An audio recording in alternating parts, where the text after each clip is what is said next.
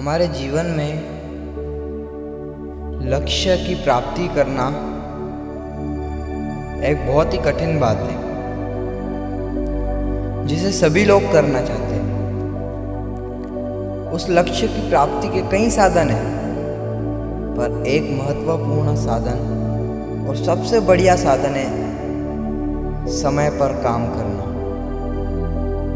मैंने कई लोगों को देखा है कि वो समय पर कुछ काम नहीं करते।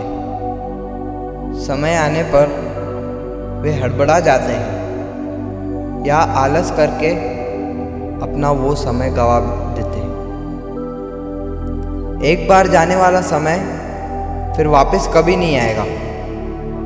आप कितना भी करो, आप वो समय को वापस नहीं ला पाओगे।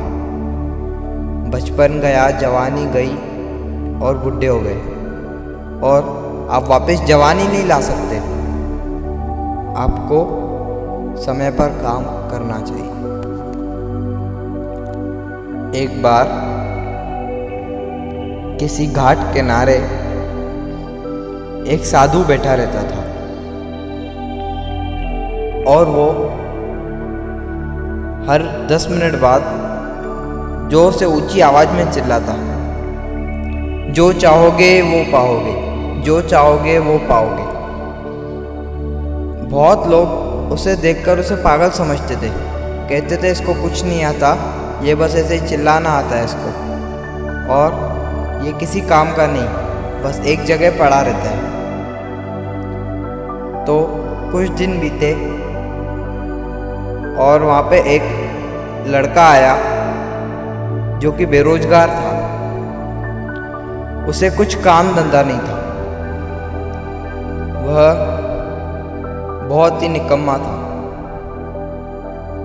और उसी वक्त साधु ने चिल्लाया, जो चाहोगे वो पाओगे।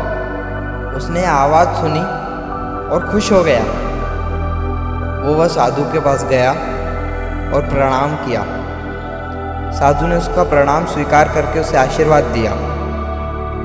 और बहुत लोग उसे पागल कहते थे, पर ये बेरोजगार के लिए तो वही एक महात्मा था।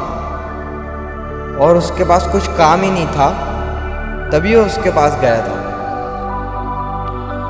बेरोजगार ने साधु को पूछा कि अभी अभी आपने जो चिल्लाया, जो चाहोगे वो पाओगे, क्या मैं जो चाहता हूँ वो आप मुझे दे सकते हो?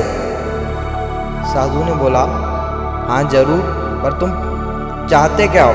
तुम्हें क्या चाहिए? तुम्हारा लक्ष्य क्या है? फिर वो लड़के ने कहा कि मैं हीरो का बहुत बड़ा व्यापारी बनना चाहता हूँ, मुझे पैसे कमाने। साधु ने उसके बारे में सोचा और उसे कहा कि हाँ हाँ, मैं तुम्हें 2 ऐसे हीरे देता हूँ जिससे तुम और भी हीरे बना सकते हो।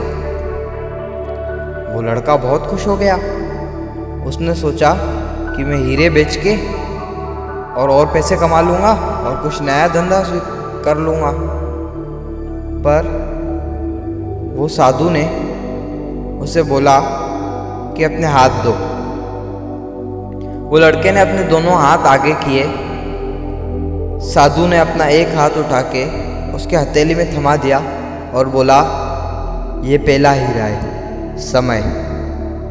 अगर तुम समय पर अपना काम करोगे तो फिर तुम्हें लक्ष्य की प्राप्ति जरूर होगी, और मैं इसकी गारंटी लेता हूँ कि जरूर ही जरूर होगी। वो लड़का कुछ समझा नहीं। फिर साधु ने अपना दूसरा हाथ लिया और वो लड़के के दूसरे हाथ में हथेली में थमा दिया और कहा, ये दूसरा मोती है, धैर्य। जब भी तुम हड़बड़ा जाओ, जब भी तुमने समय पे काम नहीं किया और लोग तुम्हारे विरोध में हैं, या कुछ चीज़ें ऐसी हो रही है जो सब तुम्हारे विरोध में है, जिंदगी में कभी भी ऐसा वक्त आता ही है कि सब हमारे विरोध में होते हैं, हम बहुत दुखी रहते हैं और हड़बड़ा जाते हैं। हमें कुछ समझ ही नहीं आता कि अब क्या करना है, उस समय हमें एक मोती की ज़रूरत रहती है, वो है धैर्य। ऐसा शस्त्र है ये जो कभी भी काम आता है, हर इंसान को संभाल देगा ये धैर्य। वो लड़का ये सब समझ गया और साधु को प्रणाम करके उसे आशीर्वाद लेके चला गया।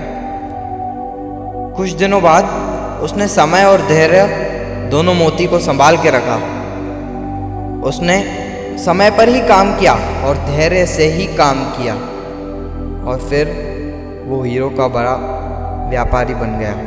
उससे पहले हीरो के व्यापारी के साथ नौकरी करनी पड़ी और फिर वो खुद ही एक हीरो का व्यापारी बन गया जब उसके पास पैसे आ गए। तो देखिए, लक्ष्य की प्राप्ति के बहुत साधन हैं, पर समय और धैर्य ऐसे साधन आपको कहीं नहीं मिलेंगे।